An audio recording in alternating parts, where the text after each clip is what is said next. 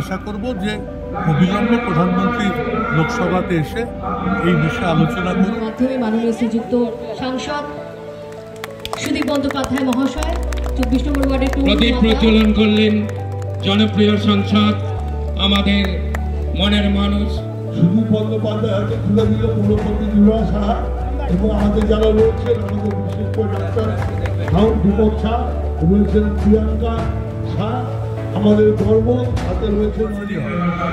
আর রাজ্য সরকার মমতা ব্যানার্জি নিজে আজকে দিনটা উৎসাহের সঙ্গে উদযাপন করেন। আমিও সকাল 9টায় স্বামী বিবেকানন্দ ভবন থেকে পতাকা নামিয়ে ওদের উৎসব শুরু করে দিয়ে এসেছি।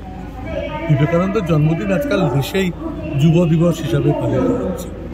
সারা ভারত সরকারও বুঝেছে যে সংহতি, শান্তি এবং সম্প্রীতির আদর্শে যদি দেশকে উদ্বুদ্ধ হতে হয় তাহলে বিবেকানন্দের বার্তা এই মুহূর্তে অত্যন্ত জরুরি। মাত্র 39 বছর বয়সে উনি ইহলোক ত্যাগ করেছিলেন।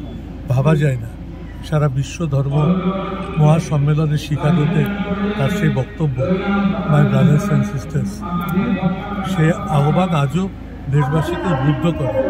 আমরা সকলে সেই মহান পুরুষকে স্মরণ করছি, তার পথে চলার জন্য নিজেরা অঙ্গীকারবদ্ধ রয়েছে। আজকে পার্লামেন্ট বর্ষাকালীন অধিবেশন শেষ হয়েছে।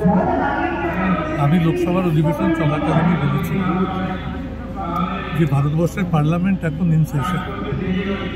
তখন হয় বিদেশমন্ত্রী এবং সবচাইতে ভালো হয় যদি প্রধানমন্ত্রী নিজে পার্লামেন্টে এসে দাঁড়িয়ে বাংলাদেশের পরিস্থিতি ব্যাখ্যা করেন এবং একটা সব দলকে আলোচনার সুযোগ দেন। আমি তৃণমূল কংগ্রেসের লোকসভাতে সংসদীয় দলের নেতা, আমাকে বিরোধী দল ভারতবর্ষের তাই সবাই সমর্থন করছে, কিন্তু আমি আশ্চর্য হলাম যে সরকার এতে সাড়া দিলেন। প্রায় 1 মাস ধরে লোকসভার অধিবেশন চলবে, আবার 30 তারিখ থেকে লোকসভার বাজেট সেশন চলবে। আমরা একটা কথা বিশ্বাস করি যে পররাষ্ট্র দেশের যে নীতি আমাদের দল তৃণমূল কংগ্রেস, তাকে নিয়ে কোনো আলোচনা বা সমালোচনা আমরা করি না। আমরা ভারত সরকারের পাশেই থাকি।